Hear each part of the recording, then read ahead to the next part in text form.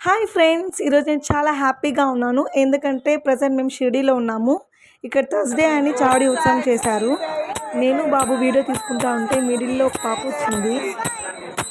ఓం సాయిరామ్. శ్రీ సచ్చిదానంద సద్గురు సాయినాథ్ మహారాజ్ కి జై.